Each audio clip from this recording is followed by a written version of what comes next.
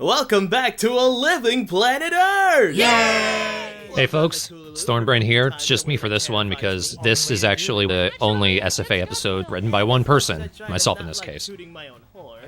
Now the reason that SFA Reset ever happened, you'll recall between SFA Reset coming out and the last commentary going up, we had basically ended SFA. At the end of episode 18, we had gotten so sick of the whole thing, so we pretty much called it there. And it intended to be that way when we did the last of the commentaries. Between that and this going up, though, I had rediscovered a unused episode of Sergeant Frog in my folders, which ended up being the train episode, the very next one, episode 19. And it was very viable abridging material. So I thought, you know, if we did something just to kind of go back into it, which would be fun, this might be a good idea. And then, like, I looked up on TV Tropes, there was a missing episode article. I thought that would be a funny way to sneak in something new. Then I decided, fuck it, I'm just bringing back Sergeant Frog. I'm so ready to be done with you, I can't even enjoy seeing you with brain damage. So, let's just go back to my Kiru's killing you. That way, I can make up for all the time I wasted not killing you. But in order to do that, we had to do a few things. Like in this case, here we're flashing back to episode 16. A lot of this correlates to what happens in the Ask Doro Q&A blog, which there will be a link in the bottom. Speaking of which, at the time of this going up, Ask Doro is also back, so I know some of you wanted that. But at the end of Ask Doro, Future Kulalu uses, like, he came back at the end of episode 18, and he has magical mustache time powers. So, in order for SFA to continue, we needed to undo a few thousand, million, billion deaths. The start of which being HQ here. At the end of episode 16, he gets depressed thanks to, what's his name, Kilili? Yeah, the baby Kiruru. Making him depressed, he flies off. The entire universe commits suicide. It's very dark. That's our sense of humor. But if there were going to be new aliens, new characters to come out, we would need to undo that. So I kind of contrived a plan where Future Kulu, which is what's happening here, sends people back to specific points. So Kero comes back, he's stopping HQ from getting depressed, he's stopping that from happening. Meanwhile, Giroro and Dororo, they're both stopping the Garu platoon from dying. Because, one, they're family, but also if Garu dies, then there's a time lock that he set on Earth, and most of SFA takes place on Earth, so if everyone's frozen, we can't really continue that either.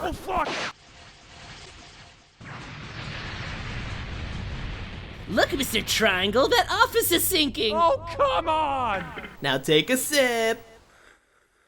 So this was basically just a special in order to allow for SFA Season 3 to come around. It was very simple. I wrote it myself. There was a couple contributions from Yoshi and Travis, but for the most part it was just something easy to contrive. It was fun doing this, having a little bit of character with Kero and HQ, a little bit of interaction. Oh god, I'm enjoying talking to you. I've been getting that a lot lately. Kero, for the most part, has always just been an asshole, but at the end of episode 18, with what happened between him and Fuyuki, there would be a little bit of humility starting to come back into Kero, and I wanted to show that. Whatever did I do, Giroro? I like Kulu still being an asshole, though. Honestly, pretty good. I almost forgot I was here to hate murder you. Ha! What a card! Please don't do that. You know, I put you on this planet because you're such an obnoxious, worthless ass. What happened?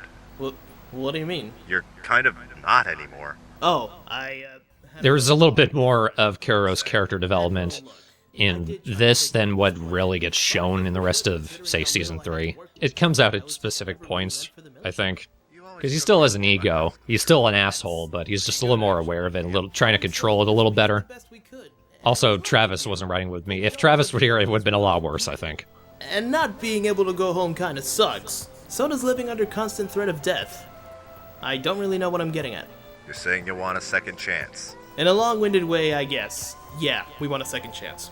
You willing to work for it? No. Part of putting the Kero platoon back into the Charon army is also related to allowing the rest of SFA to continue. Since so much of it is related to trying to take over the Earth in really stupid and improbable ways, it was kind of a necessity. I'm sure we'll find a way to weasel them out of it again. Didn't want to make you feel bad about all your faults. You have a lot of them. Uh-huh. I mean, you were crap in school, you live in a- Yeah, just turn off the time lock before you leave. Also, I love you. So proud. I think that was Travis's only re-recorded line. The rest of that bit was just taken from episode 18. The attack is off. Why did they send that? About an hour ago. Well, I'm glad they let us know. That could have been incredibly embarrassing. That Doro kid was nice. I like him. He's my brother-in-law, you know. Huh. And there Put that you in have because it. people had wondered if Garo knew that Giro and Doro were married. Bro-in-law fixed everything. You have no idea how helpful I was. A couple of these lines were taken either from the podcast at the original end of SFA or from the script writing session. Just because I like the way everyone read them. As long as we what? Continue the invasion. We got our jobs back. More official this time. And You'll notice Kulu doesn't have his mustache anymore. That's the fault of time travel. You'll lose your time travel abilities. And return everything to normal. Don't question it. Time travel isn't real yet. Stranded here for in the first place.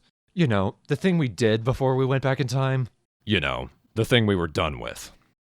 pretty clever, I say. So I tried to make this not just resetting everything necessarily. I didn't want to undo the character development. But there were some things that had to go back to square one. The army being it, that was about it. It only says the title in the back there because we were actually planning a new SFA logo which debuted in episode 19, but Teddy wasn't ready with it until then. A good chunk of the lines were just recycled from episodes 16 through 18, so I think it only took like a week to put everything together.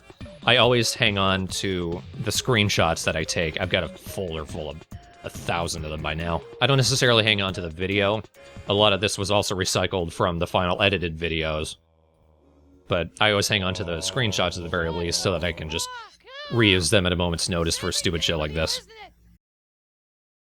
This doesn't change anything. On the subject of the Shirara Corps, people had wondered if they would be a factor in any way. And I had said yes. I figured since there is something of an arc with them, I figured they would be the antagonists for Season 3. That's why I threw Shirara in at the end. Bowing. Dun, dun, I think that was Travis's contribution, if you're curious. The extending of that one. I actually only recorded lines for Shirara as a backup, in case we couldn't find another person to voice him. Ended up not finding anyone, so I just went ahead and used what I had. The only idea I really had for him was that he would enunciate everything very clearly, and it'd be very threatening. You'd hear his teeth, really. I didn't really like how it ultimately came out. He was too threatening, but not funny enough. So that's why in episode 19, he's a little more Invader Zim from there on out. I had actually hinted that I was going to bring back SFA at a point with the Ask Eurodora blog. I hadn't officially confirmed it, but I figured I wanted the Ask blog to go somewhere. I wanted there to be something of an arc. Not just with character development, but with story. And in episode 18, the time lock on Earth is still there. There's some kind of time finagling and air pressure shit that goes on because Japan was the epicenter, but there's a whole other world. It might be different in different places. And I wanted to take that somewhere.